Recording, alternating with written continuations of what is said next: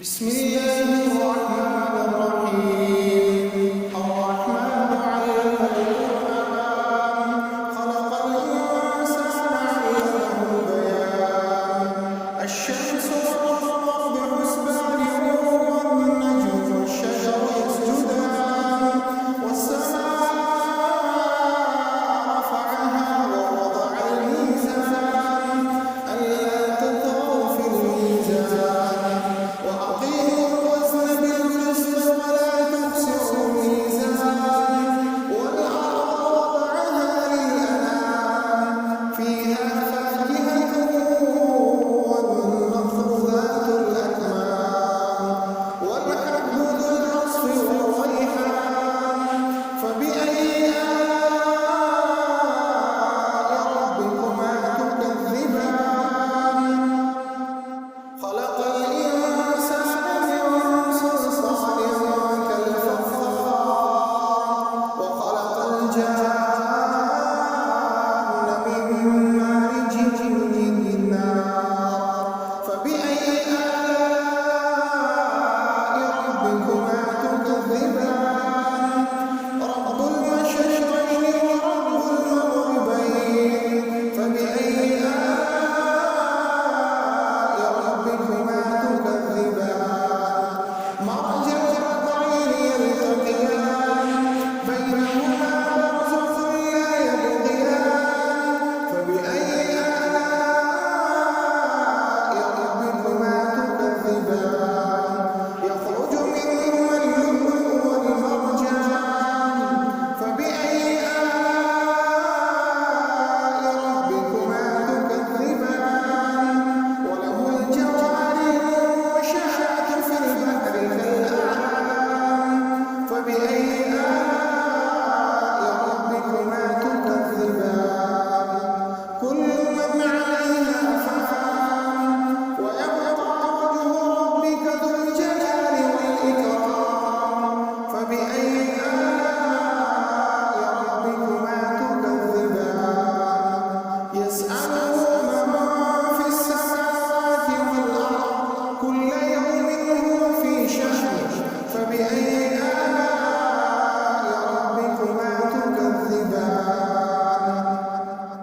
سنفرغ لكم أيها الثقلان. فبأي آلاء ربكما تكذبان؟ يا معشر الجن والإنس إن استطعتم أن تنفذوا من أقطار السماوات والأرض فانفذوا، لا تنفذون إلا بسلطان. فبأي آلاء ربكما تكذبان؟ يرسل عليكما شواظ من نار ونحاس فلا تنتصران. فبأي آلاء ربكما تكذبان؟ فإذا انشقت السماء فكانت وردة كالدهان. فبأي آلاء ربكما تكذبان؟ فيومئذ لا يسأل عن ذنبه إنس ولا جان. فبأي آلاء ربكما تكذبان؟ يعرف المجرمون بسيماهم، فيؤخذ بالنواصي والأقدام. فبأي آلاء ربكما تكذبان؟ هذه جهنم التي يكذب بها المجرمون، يطوفون بينها وبين حميم آن. فبأي آلاء ربكما تكذبان؟